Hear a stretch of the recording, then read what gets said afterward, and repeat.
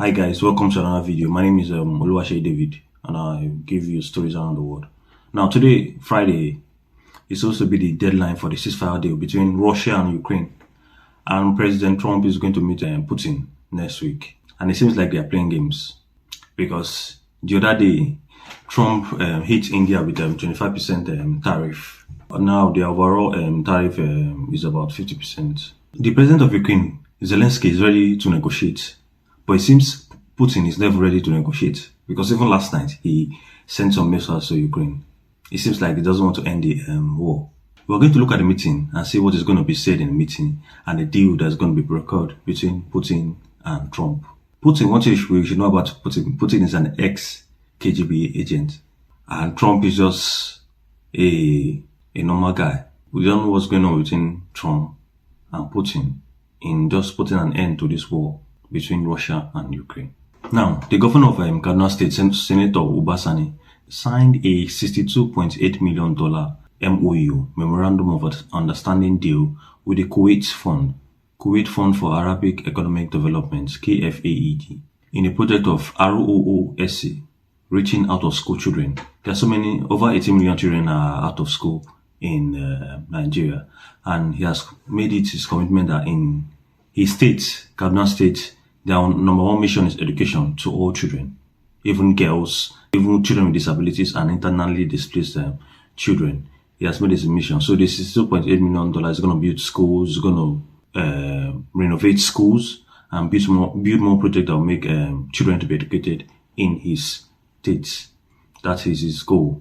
I just pray they're going to do something good because this kind of money now, they might go and, you understand, as in Nigeria, they might go and put it inside their pockets. Who knows?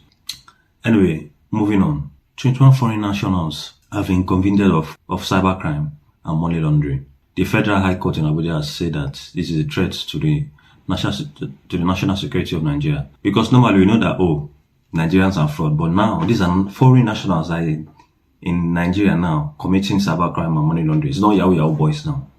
These guys are from Vietnam, they're from China, they're from Brazil, they're from all over. Now they've been asked to pay 1 million naira and given 6 days to leave the country. That is the ruling. They are part of 109 foreign nationals.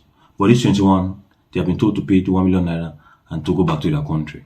The remaining 88, we're going to see their ruling in October 22nd and 23. Now, there's a 39-year-old man that was living in France. Now, this guy has been extradited to the US because of cybercrime. You see, foreign nationals in our country, now a Nigerian man in France committing cybercrime in the US. So what this guy did was he stole people's identity and used it to claim loan. He even defrauded the IRS, Internal Revenue Service in the US. So now he has been extradited to the US. His name is Chukwemeka Amanchukwu. He also filed fraudulent tax returns. He even also promised people an investment, like, the normal Nigerian piece that if there's an investment, if you invest, I'm going to give you back. He promised people, and yet those people have not seen those money. And now the US Justice Department have taken him in, and if he is convicted of this crime, he's going to spend many years in prison. Now, a very sad news coming from Ghana. It happened some days ago. So there was a helicopter crash. It was a Z9 military helicopter in Ghana that was carrying the Minister of Defense, the Minister of Science, some other officials, and 3 crew members. 8 of them, they died. They were traveling from Accra to Abuasi region for an event to tackle illegal mining, and they are dead now. No matter the analysis, no matter the investigation, 8 human beings have lost their lives. And now, the most important thing is that the president was also in a helicopter, but he attended a prayer meeting in a church. And that's why he missed the helicopter crash. He sent his aide, which is the ministers, to tackle illegal mining. And that's how he escaped it. Now the president has called for national mourning. He called it a national tragedy. Now there's going to be a state burial on the 15th of August for those lives that have been lost. Young men, even men in their 50s, still full of life, still full of energy. They are just gone like that. I pray, may their soul rest in peace and the families find peace also to dwell and cope with this loss of their loved ones. It's a very sad event. On their way, they didn't know that they were going to come back. If they had known, they would not have even entered the helicopter. And this is life.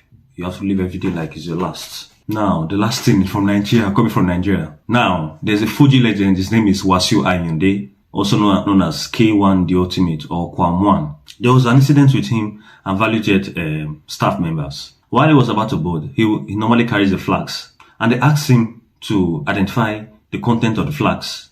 He said that it is not alcohol. Okay, so if it's not alcohol, what is inside the flags? He refused to tell the staff member. After altercation, words have been exchanged, he now furiously poured the content of the flags on the shirt of the staff member. Now, it was now obvious that this was alcohol. The pilot said he's not going to board the plane. The pilot has the right to refuse anybody.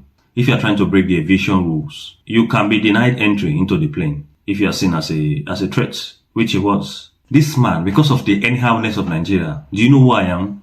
He went to go and stand in front of the plane. You can imagine, other people, other passengers are inside the plane. You, because of you are a Fuji legend, you are close to the president, you went to stand in front of the plane that, oh, this plane is not going to move. Everybody will stay here. Nobody's going to move. Now, the main pilot, she's a female. The pilot's name is Captain Oluranti Ogoyi. She was the one that drove that plane. And you can see in the video, I think the person wearing the brown native wear, the people are saying is K1 the Ultimate. Because if you watch some of the videos, he came from the front of the plane, that is the nose of the plane, and came towards the wing side, which you can see that when she tried to drive the plane, he dodged, he bent down. The person that was video was like, oh, like you shouldn't have bent down. You see, anyhowness in Nigeria, because you are a Fuji lady that you're close to the president, you feel that you can just do things anyhow. And now they are suspending the license of the captain and a co-pilot until investigation is done. Minister of Aviation, Festus Kayamo, has called on the IGP to investigate the incidents that happened between Value Jets and K1 the Ultimate. According to the law, he's supposed to face some consequences. But we are in Nigeria, and a rich man, a big man, a recognized man is above the law. So let's see what happens. So that's it on the short stories I've been able to gather. If there's any more, I'll post another video.